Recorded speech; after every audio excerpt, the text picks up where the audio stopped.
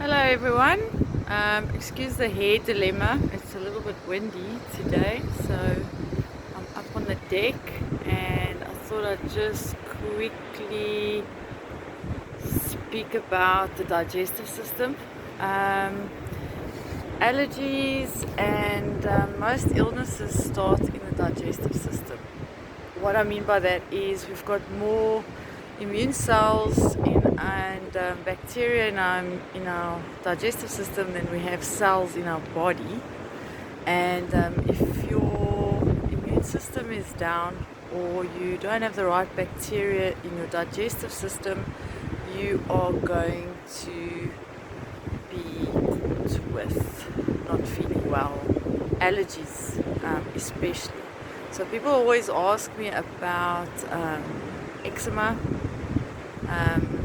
and eczema starts in the digestive system. You can fix the digestive system and you will sort out your eczema.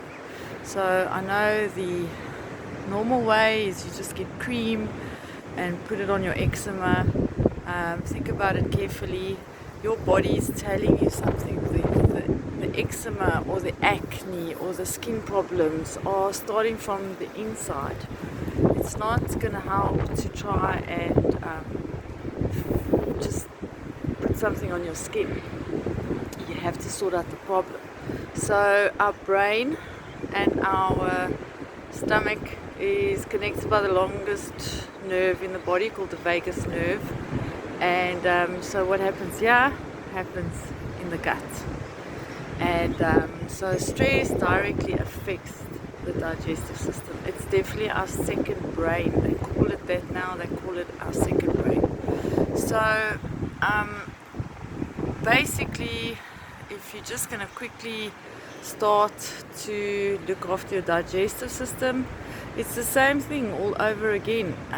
It's remineralize your body, add more minerals to your body, add more enzymes. Enzymes are the things that help your digestive system digest, and we don't have enough digestive enzymes. So you get that in apple cider vinegar, as I said before.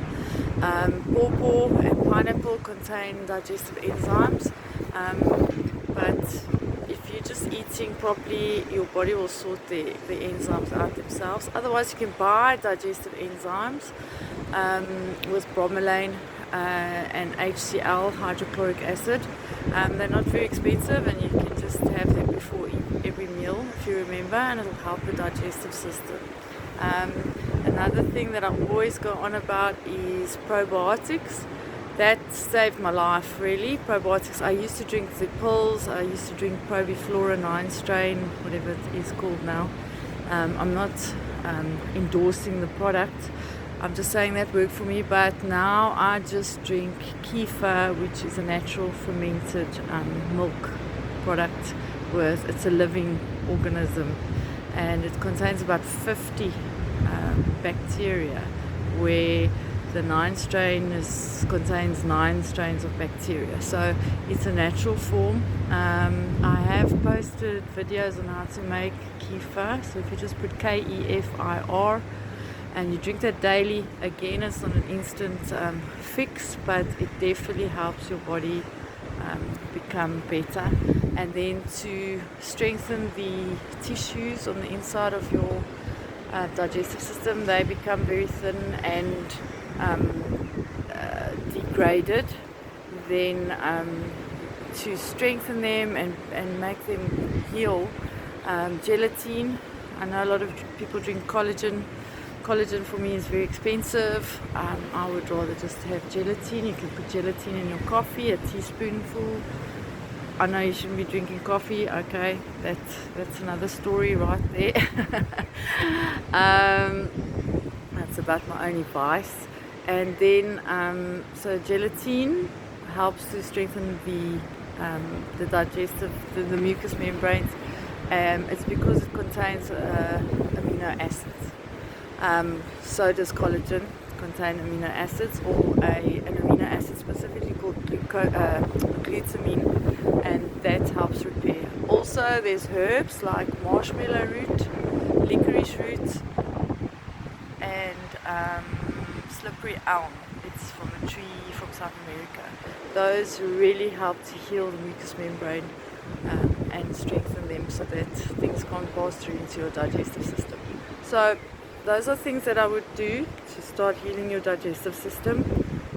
It's not difficult, it's something you just get into, and it's all the same things I'm talking about: minerals, MSM, magnesium, the salt solution, apple cider vinegar, gelatin. It's the same things every time. So if you can just get into a habit of doing that, and then maybe cutting out gluten and dairy and peanuts. Those are the three most inflaming food groups that you do get. They cause a lot of inflammation in your body, a lot of mucus, and that also degrades your mucous membrane. I don't think it's personally from the gluten. We used to eat gluten 50 million years ago, not 50 million, but I would say it's from all the pesticides and the preservatives that they use now. Bread is not bread anymore, dairy is not dairy anymore, it's all full of hormones and all of that. So I reckon it's all the additives and all those things. Our bodies are just saying no thank you, and if you just give that up for a while,